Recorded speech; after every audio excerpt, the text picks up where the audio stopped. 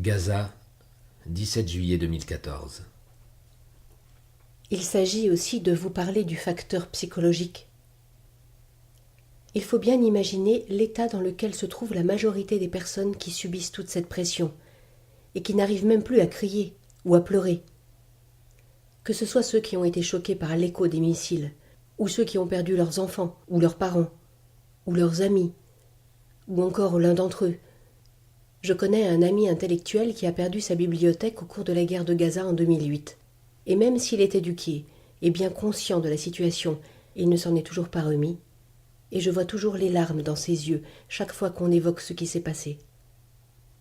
Que peut-on dire alors de ces jeunes enfants qui ne comprennent pas encore la signification du mot Israël, ni ce que veut dire la mort?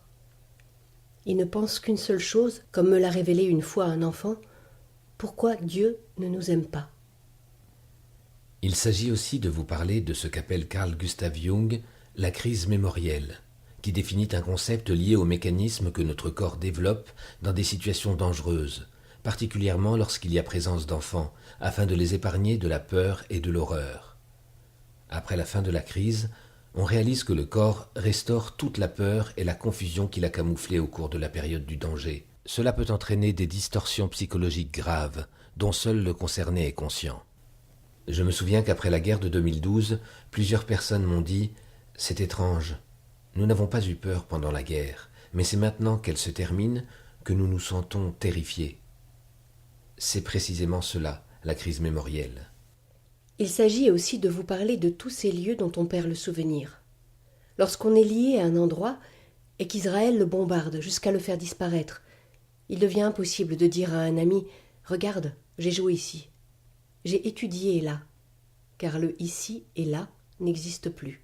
Il y a comme éradication de la mémoire géographique, et Israël essaie d'effacer ces souvenirs qui nous lient à notre terre.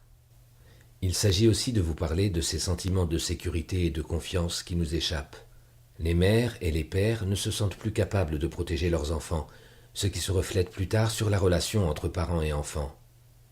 La guerre est dure, elle nous déforme, nous fait perdre notre équilibre, quelle que soit notre capacité de résistance.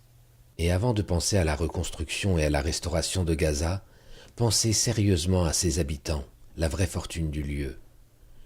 L'État d'Israël fait tout pour tuer et saccager leur âme, tout pour les pousser à perdre l'envie de vivre.